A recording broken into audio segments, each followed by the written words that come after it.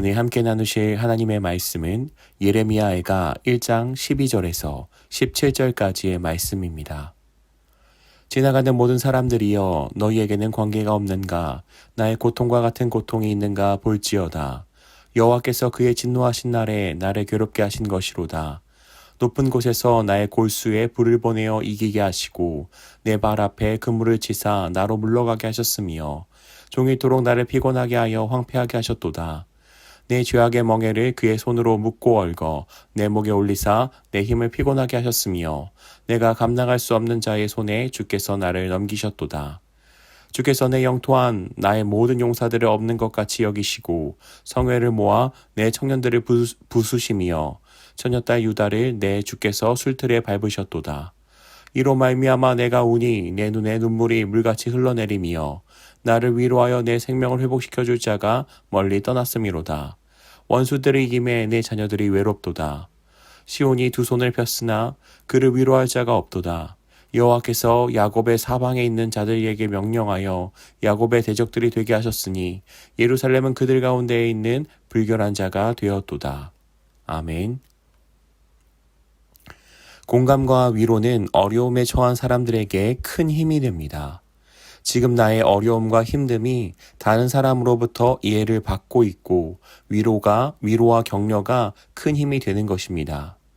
그런데 아무도 나를 공감해주지 않고 아무에게도 위로받지 못한다면 어떨까요?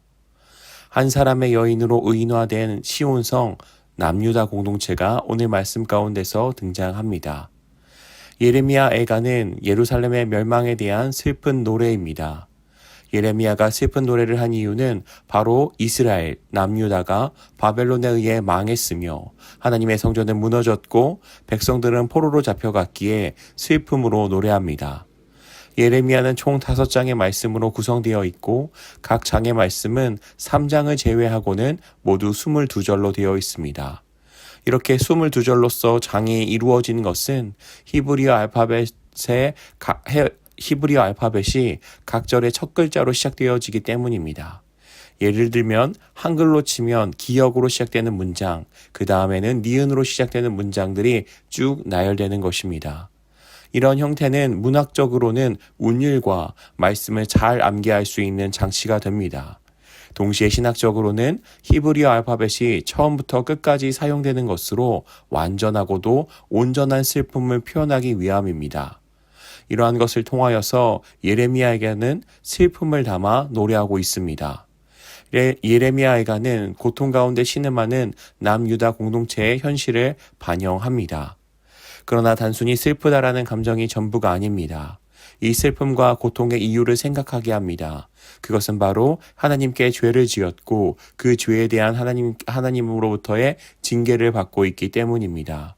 이처럼 예레미야에게는 단순히 슬픔만을 말하는 것이 아니라 하나님께 죄를 지음으로 말미암아 받는 여러 형벌과 그거로 말미암는 돌이킴, 회개에 대한 메시지가 이 예레미야 주제로서 흐르고 있습니다.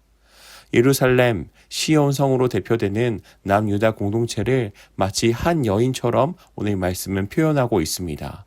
시온 성이라는 성, 그 성에 있는 모든 사람들을 마치 한 사람처럼 표현하는 의인화의 방법을 쓴 것입니다. 12절에 여인은 지나가는 사람들을 붙잡고 하소연합니다. 지금 나의 고통이 보이지 않느냐고, 내가 겪고 있는 고통을 또 본 적이 있느냐고 물으며 하소연합니다. 여인은 그 고통이 여호와 하나님께서 그분의 진노의 날에 괴롭게 하신 것이기 때문이라고 말합니다. 13절의 말씀에 이르러서는 하나님은 높은 곳에서 불을 보내셔서 뼛속 깊이 들어가 나를 고통스럽게 하셨고 그물을 쳐서 나를 걸려 넘어지게 하셨다고 말합니다. 온종일 쇠약하게 하시고 나를 황폐하게 만드셨다고 고백합니다. 또 죄로 인한 사슬과 멍에로 얽매이게 하셨습니다. 하나님의 진노로 철저한 고통을 겪게 하시는 것입니다. 이 상황에서 여인은 위로를 구하고 있습니다. 하나님께, 사람들에게 위로를 구하며 자신의 고통을 토로합니다. 고통 속에서 위로를 구하는 이 여인의 외침이 어떤 결과로 이어질까요? 안타깝게도 여인은 아무에게서조차 위로를 받지 못합니다. 시온성은 주위의 다른 민족들과 나라들로부터 위로를 받지 못합니다. 위로는커녕 냉정한 시선으로서 그들로부터 정죄를 당하며 불결한 취급을 받습니다. 이는 하나님께서 이스라엘의 주변 나라들로 하여금 이스라엘의 대적 원수가 되게 하셨기 때문입니다. 시온이 이처럼 아무에게서도 위로를 받지 못하는 이유는 무엇일까요?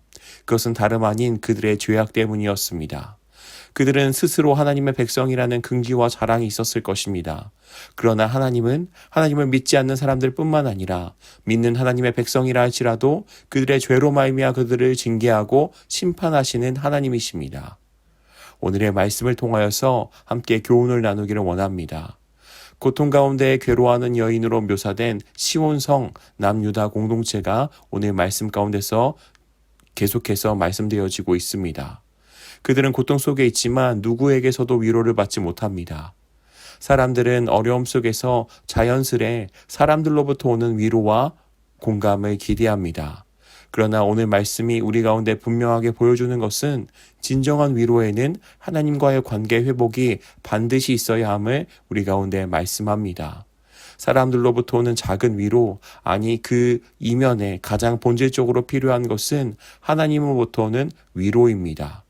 지금 이 시온 성과 남유다 공동체는 그들이 이러한 어려움을 겪는 것은 바로 그들의 죄로 말미암기 때문입니다. 이 죄로 말미암는 하나님의 징계였기에 다른 어떤 해결책이 아닌 오직 이 죄의 문제를 해결하는 것이 필요합니다. 죄의 문제를 해결하기 위한 하나님께로의 돌이킴, 회개가 필요했던 것입니다. 우리가 오늘의 말씀을 통해서 기억해야 될 것, 우선적으로 풀어야 할 관계는 하나님과의 관계임을 우리가 기억하기를 원합니다. 우리의 마음이 하나님으로부터 멀어졌다면, 우리가 정말 죄악으로 가득한 삶을 살아가고 있다면 하나님으로부터 멀어진 마음, 죄로부터 돌이키며 다시금 예수 그리스도의 십자가의 공로를 의지하며 하나님 앞에 나아가기를 원합니다. 이렇게 하나님 앞에 나아갈 때 하나님은 참된 위로를 경험하게 하실 것입니다. 세상으로부터 오는 잠깐의 위로가 아닌 영원한 위로를 향하여서 하나님께로 우리의 삶을 돌이키는 저와 우리 성도님들이 되시기를 주의 이름으로 축복합니다. 기도하겠습니다. 좋으신 하나님 아버지, 그렇습니다. 우리에게 귀한 말씀을 주심에 감사합니다. 하나님의 말씀을 쫓아서 우리가 사람들로부터 위로를 기대하는 것을 넘어 하나님으로부터 오는 진정한 위로를 바라며 하나님께로 돌이키게 하여 주시옵소서. 모든 문제는 다른 그 어떠한 것이 있는 것이 아니라 하나님과의 관계의 회복이 그 우선되어짐을 우리가 잊지 아니하게 하시며 날마다 하나님께로 나아가는 멀어진 하나님과의 관계를 다시금 돌이키며 우리의 마음을 하나님께로 가까이 하는 우리 모두 되어질 수 있도록 도와주옵소서. 날마다 주님과 동행하며 참된 위로자이신 주님의 위로를 경험하는 우리 모두가 되어질 수 있도록 도와주시옵소서. 우리를 위로하시는, 우리를 붙잡으시는, 우리를 사랑하시는 우리 주 예수 그리스도의 이름 받들며 기도 올리옵나이다. 아멘.